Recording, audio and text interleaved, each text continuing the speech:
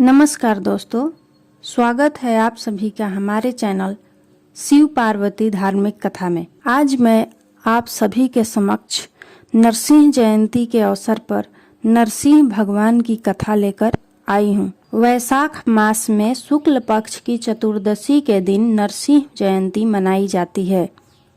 नरसिंह जयंती के दिन भगवान विष्णु के नरसिंह अवतार की पूजा करने से कष्ट दूर होते हैं और शत्रुओं का नाश होता है। तो आइए सुनते हैं भगवान विष्णु के नरसिंह अवतार की कथा। प्राचीन काल में कश्यप नामक एक ऋषि थे। उनकी पत्नी का नाम दिति था। उनके 2 पुत्र हुए, जिनमें से एक का नाम हिरण्याक्ष तथा दूसरे का नाम हिरण्यकशिपु था। हिरण्याक्ष को भगवान श्री विष्णु ने वराह रूप धरकर तब मार दिया था जब वह पृथ्वी को पाताल लोक में ले गया था। इस कारण हिरण्यकशिपु बहुत क्रोधित हुआ। उसने भाई की मृत्यु का बदला लेने के लिए कठिन तपस्या करके ब्रह्मा जी व शिव जी को प्रसन्न किया। ब्रह्मा जी ने उसे अजेय होने का वरदान दिया। यह वरदान पाकर उसकी बुद्धि मलिन हो गई और अहंकार में भरकर वह प्रजा पर अत्याचार करने लगा। उन्हीं दिनों उसकी पत्नी कयाधु ने एक पुत्र को जन्म दिया, जिसका नाम प्रहलाद रखा गया। धीरे धीरे प्रहलाद बड़ा होने लगा।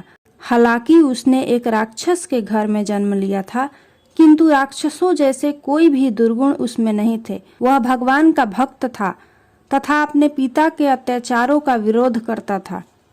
भगवान भक्ति से प्रहलाद का मन हटाने और उसमें अपने जैसे दुर्गुण भरने के लिए हिरण्यकशिपु ने बड़ी चालें चली। नीति अनीति सभी का प्रयोग किया, किंतु प्रहलाद अपने मार्ग से नहीं हटा। अंत में उसने प्रहलाद की हत्या करने के बहुत से षड्यंत्र रचे, मगर वह सभी में असफल रहा। भगवान की कृपा से प्रहलाद का बाल भी बाका न हो सका। एक बार हिरण्यकशिपु ने अपनी बहन होलिका, जिसे वरदान था कि वह आग में नहीं जलेगी, की गोद में प्रहलाद को बैठाकर जिंदा ही चिता में जलवाने का प्रयास किया, किंतु उसमें होलिका तो जलकर राख हो गई और प्रहलाद वैसा का वैसा ही रहा। जब हिरण्यकशिपु का हर प्रयास विफल हो गया तो एक दिन क्रोध में आग बबूला होकर उसने म्यान से तलवार खींच ली और प्रहलाद से पूछा, बता तेरा भगवान कहाँ है? विनम्र भाव से प्रहलाद ने कहा, पिताजी भगवान तो सर्वत्र है।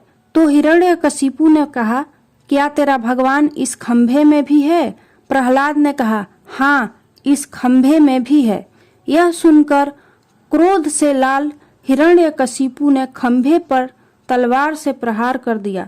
तभी खंभे को चीरकर श्री नरसिंह भगवान प्रकट हो गए और हिरण्यकशिपु को पकड़कर उसे अपनी जांघों पर डालकर उसकी छाती अपने नखों से फाड़ डाली। इसके बाद प्रहलाद के कहने पर ही भगवान श्री नरसिंह ने उसे मोक्ष प्रदान किया तथा प्रहलाद की सेवा भक्ति से प्रसन्न होकर वरदान दिया कि आज के दिन जो लोग मेरा व्रत करेंगे वे पाप से मुक्त होकर मेरे परम धाम को प्राप्त होंगे। बोलिए श्री नरसिंह भगवान की जय।